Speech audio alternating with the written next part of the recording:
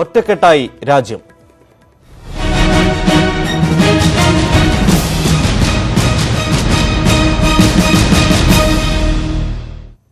ഭീകരാക്രമണത്തിൽ കൊല്ലപ്പെട്ട വി വസന്ത്കുമാറിന്റെ മൃതദേഹം കരിപ്പൂരിലെത്തിച്ചു. ജില്ലാ കളക്ടർ അമിത് മീണ സംസ്ഥാന സർക്കാരിന് വേണ്ടി മൃതദേഹം ഏറ്റുവാങ്ങി. കേന്ദ്രമന്ത്രി അൽഫോൺസ് കണ്ണന്താനം, സംസ്ഥാന മന്ത്രിമാർ തുടങ്ങിയവർ വിമാനത്താവളത്തിലെത്തി അന്തിമോപചാരം അർപ്പിച്ചു.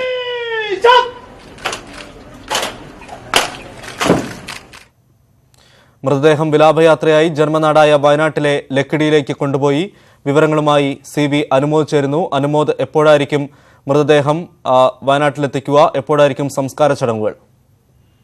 സരോൺ, ഇപ്പോൾ അദ്ദേഹത്തിന്റെ ഭൗതിക ശരീരവും വഹിച്ചുകൊണ്ടുള്ള സൈന്യത്തിന്റെ പ്രത്യേക വാഹനം കരിപ്പൂർ പിന്നിട്ടിരിക്കുന്ന രാമനാട്ട് വരയ്ക്ക് അടുത്ത് എത്തിയിരിക്കുകയാണ്.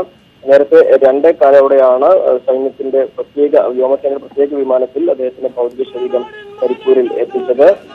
കേന്ദ്രമന്ത്രി അൽഫോൺസ് കണ്ണന്താനം, മന്ത്രിമാരായ KT ജലീൽ, EP ജയരാജൻ, ശശീന്ദ്രൻ തുടങ്ങിയവർ അദ്ദേഹത്തിന്റെ ഭൗതിക ശരീരത്തിൽ കരിപ്പൂർ വിമാനത്താവളത്തിലേക്ക് അന്തിമോപചാരം അർപ്പിച്ചു. കേന്ദ്രസേനയും കേരള പോലീസും അഭിവാദ്യം അർപ്പിച്ചു. 15 മിനിറ്റോളം അവിടെ അദ്ദേഹത്തിന്റെ ഭൗതിക ശരീരത്തിന് അന്തിമോപചാരം അർപ്പിക്കാനുള്ള സാഹചര്യം ഉണ്ടായിരുന്നു. തുടർന്ന് ഇപ്പോൾ അദ്ദേഹത്തിന്റെ ഭൗതിക ശരീരം വഹിച്ചുകൊണ്ടുള്ള വിലാപയാത്ര രാമനാട്ട് വരയ്ക്ക് സമീപത്തേക്ക് എത്തിയിരിക്കുകയാണ്. പോകുന്ന വഴി തൊണ്ടയാട് ബൈപ്പാസിൽ, കോഴിക്കോടിനടുത്തുള്ള തൊണ്ടയാട് ബൈപ്പാസിൽ അല്പസമയം വാഹനം നിർത്തും. കോഴിക്കോട് കളക്ടർ അടക്കമുള്ള പ്രമുഖർ ഇവിടെ വെച്ചായിരിക്കും അദ്ദേഹത്തിന്റെ വസന്തകുമാറിന് അന്തിമോപചാരം അർപ്പിക്കുക എന്നാണ് ചെയ്യാൻ സാധിക്കുന്നത്. അതിനുശേഷം ആദ്യം അദ്ദേഹം പഠിച്ച സ്കൂളായ ലക്കിടി സ്കൂളിലേക്കായിരിക്കും കൊണ്ടുപോവുക. ഇവിടെ അല്പസമയം പൊതുദർശനത്തിന് വെച്ചും നേരത്തെ നിശ്ചയിച്ചത് പ്രകാരം ഉള്ള സമയക്രമം ആയിരിക്കില്ല ഇന്ന് പാലിക്കുക. കാരണം രാവിലെ അദ്ദേഹത്തിന്റെ ഭൗതിക ശരീരം കരിപ്പൂരിലെത്തും എന്നായിരുന്നു നേരത്തെ അറിയിച്ചിരുന്നത്. പക്ഷേ ചില കാരണങ്ങൾ കൊണ്ട് അത് ഉച്ചയ്ക്ക് മാറ്റി. സ്വാഭാവികമായിട്ടും ഈ ഒരു വൈകൽ ഇനിയുള്ള നടപടിക്രമങ്ങളിലും ഉണ്ടായേക്കാം. അതിനുശേഷം CV അനുമോദാണ് വിവരങ്ങൾ നൽകിക്കൊണ്ടിരിക്കുന്നത്. വസന്ത്കുമാറിന്റെ കുടുംബത്തിന്റെ സംരക്ഷണം ഉറപ്പാക്കാൻ വേണ്ട നടപടികൾ സംസ്ഥാന സർക്കാർ സ്വീകരിക്കുമെന്ന് മന്ത്രി EP ജയരാജൻ. മുഖ്യമന്ത്രി തിരിച്ചെത്തിയാൽ മന്ത്രിസഭ തീരുമാനമെടുക്കുമെന്നും മന്ത്രി വ്യക്തമാക്കി.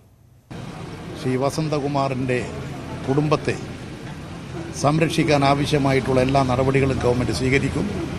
ഈ മാസം 19-ാം തീയതി ക്യാബിനറ്റ് ചേരുന്നുണ്ട്.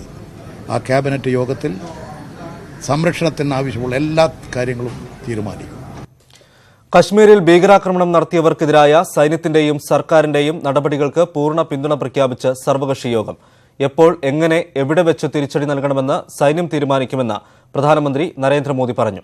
സൈനിക നീക്കത്തിനൊപ്പം സാമ്പത്തികമായും നയതന്ത്രപരമായും പാകിസ്ഥാനെ ഒറ്റപ്പെടുത്താനുള്ള സമഗ്ര രൂപരേഖ ഇന്ത്യ തയ്യാറാക്കി. പാക് പിന്തുണയോടെ നടക്കുന്ന അതിർത്തി കടന്നുള്ള ഭീകരവാദത്തിനെതിരെ ഒറ്റക്കെട്ടായി പോരാടുമെന്നാണ് സർവകക്ഷി യോഗത്തിന്റെ പ്രഖ്യാപനം. ഇതിനായി സുരക്ഷാസേനകൾക്ക് ഐക്യദാർഢ്യം പ്രഖ്യാപിച്ച് യോഗം പ്രമേയം പാസാക്കി. ആഭ്യന്തരമന്ത്രി രാജ്നാഥ് സിംഗിന്റെ അധ്യക്ഷതയിൽ ചേർന്ന യോഗത്തിൽ 15-ലധികം പാർട്ടികളുടെ നേതാക്കൾ പങ്കെടുത്തു.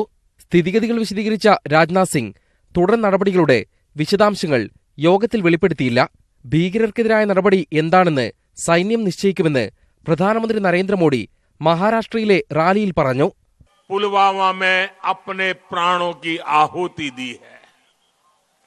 जिन परिवारों ने अपने लाल को खोया है, उनकी पीड़ा मैं भली भांति अनुभव कर सकता हूं.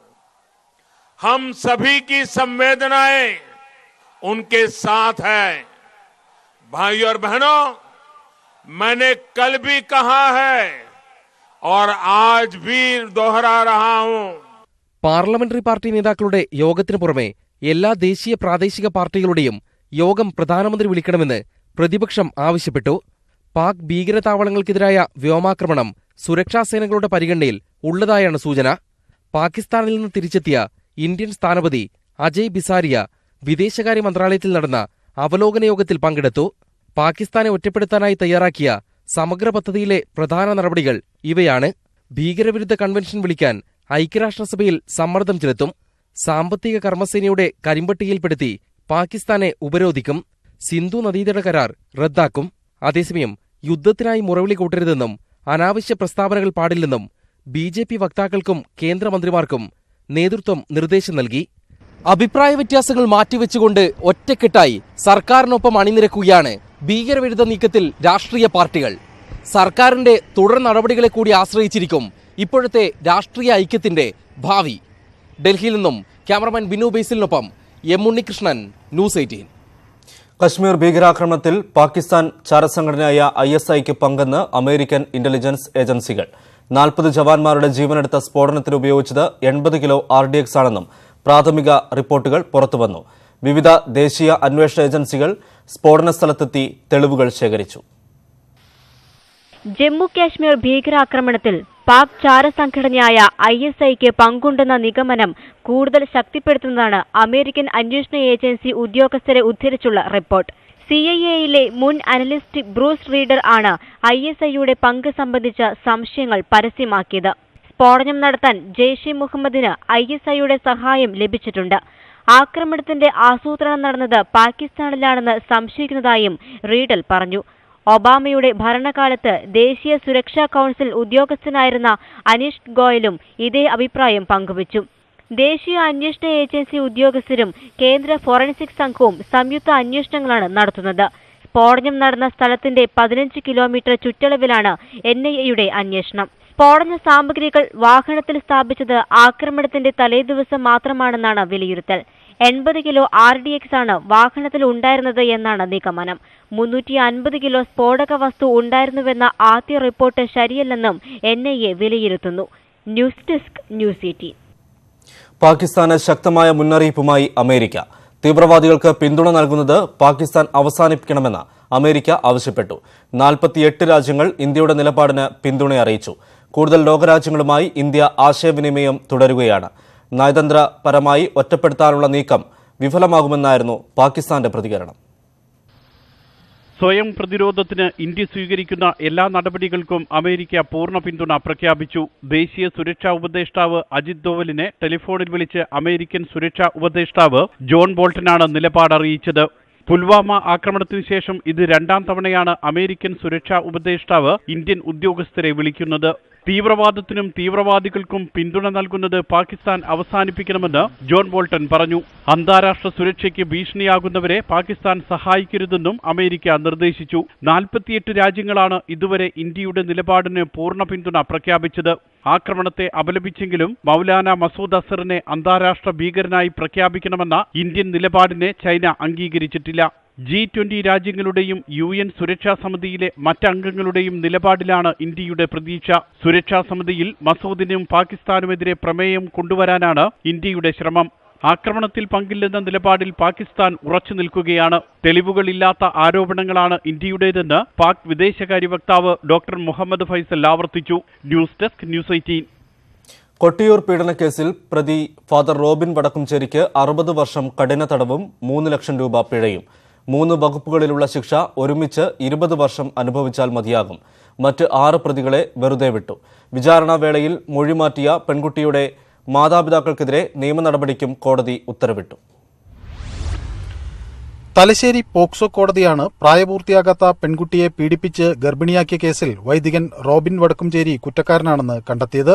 പോക്സോ നിയമത്തിലെ 2(5) വകുപ്പുകൾ പ്രകാരവും IPC-യിലെ 376 2(f) വകുപ്പ് പ്രകാരവുമാണ് ശിക്ഷ വിധിച്ചത്. 3 വകുപ്പുകളിലും 20 വർഷം വീതം കഠിന തടവിന് ശിക്ഷിച്ചെങ്കിലും ഇത് ഒന്നിച്ചനുഭവിച്ചാൽ മതിയാകും.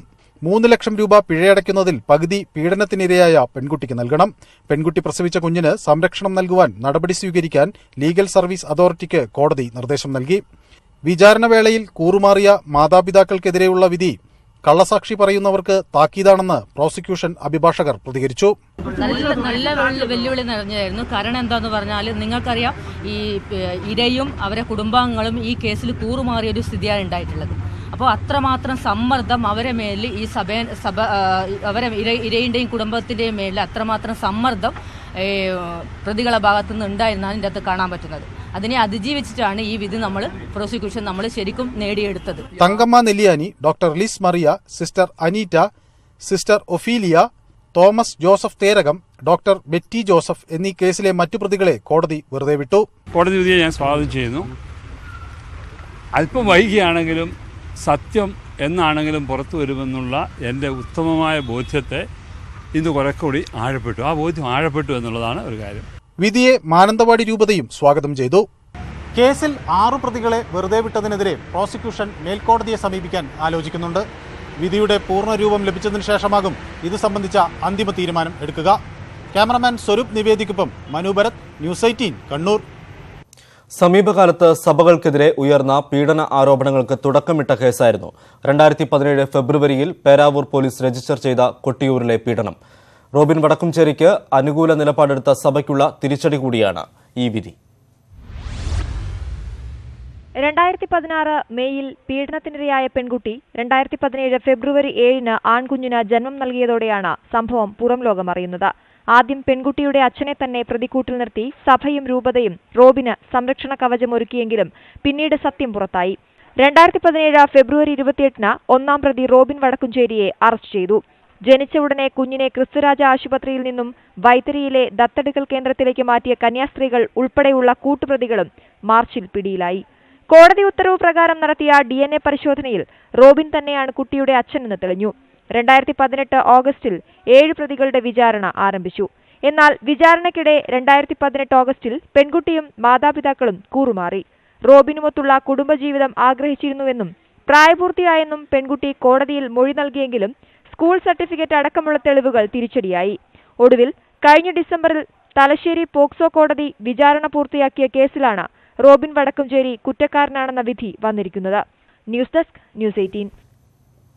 കന്യാസ്ത്രീകളുടെ സമരത്തിന് പിന്തുണ നൽകിയ സിസ്റ്റർ ലൂസി കളപ്പുരയ്ക്കലിന് വീണ്ടും കാരണം കാണിക്കൽ നോട്ടീസ്. ചട്ടലംഘനം തുടർന്നാൽ പിരിച്ചുവിടുമെന്നുള്ള മുന്നറിയിപ്പോടെയാണ് നോട്ടീസ്. മുമ്പ് നൽകിയ വിശദീകരണത്തെക്കാൾ കൂടുതലൊന്നും പറയാനില്ലെന്ന് സിസ്റ്റർ ലൂസി അറിയിച്ചു. മാധ്യമങ്ങളോട് സംസാരിച്ചതും കാർ വാങ്ങിച്ചതും ഉൾപ്പെടെ 11 കാര്യങ്ങൾ ചൂണ്ടിക്കാട്ടിയാണ് സിസ്റ്റർ ലൂസി കളപ്പുരയ്ക്കലിനെതിരെ കാരണം കാണിക്കൽ നോട്ടീസ്.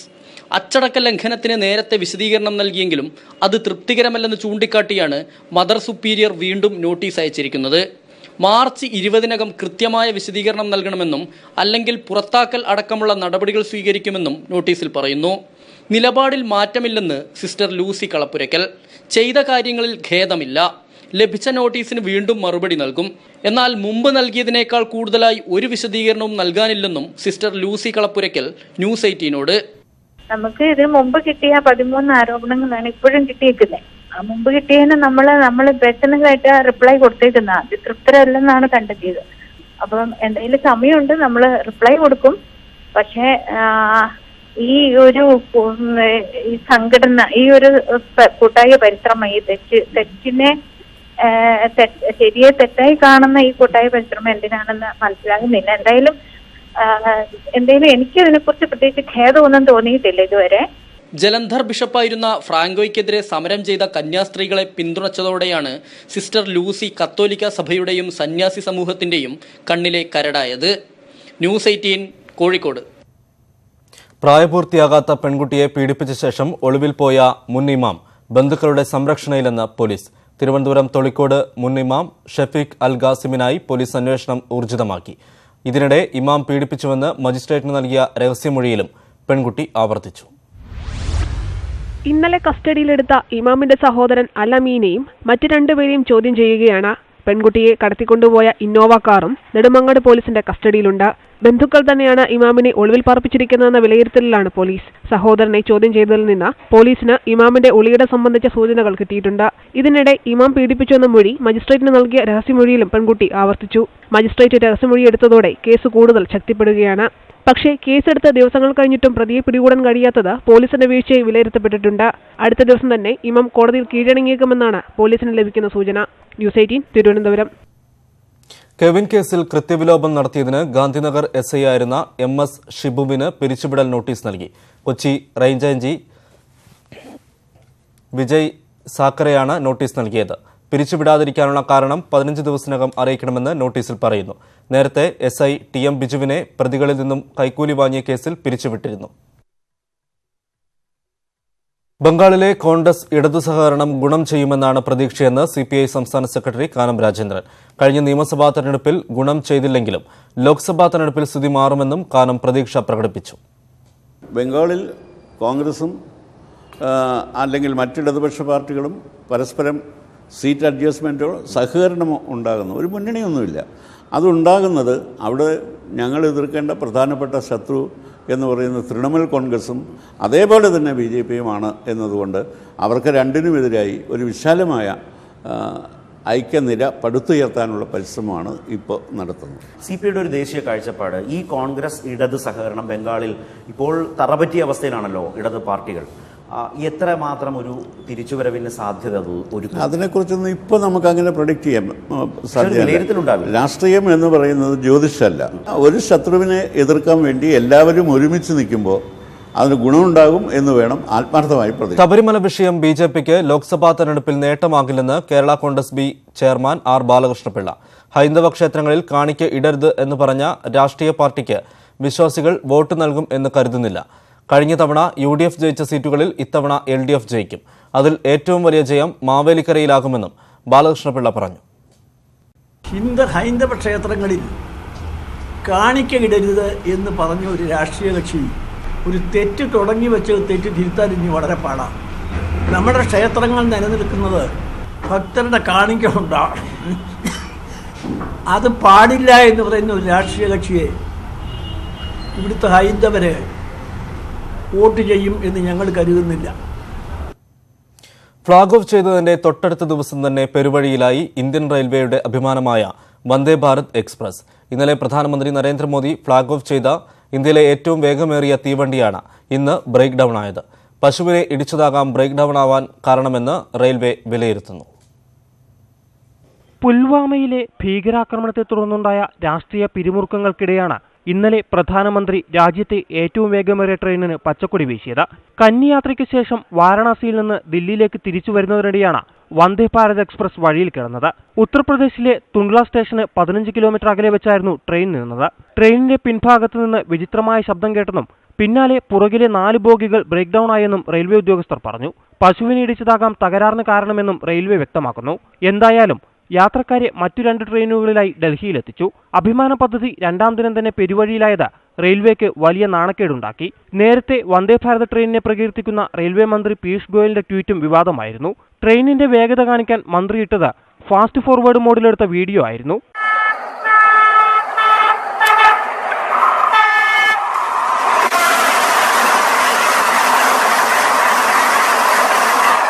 സോഷ്യൽ മീഡിയയിൽ വലിയ തോതിലുള്ള പരിഹാസമാണ് മന്ത്രിയുടെ ട്വീറ്റിന് ഏറ്റുവാങ്ങേണ്ടി വന്നത്.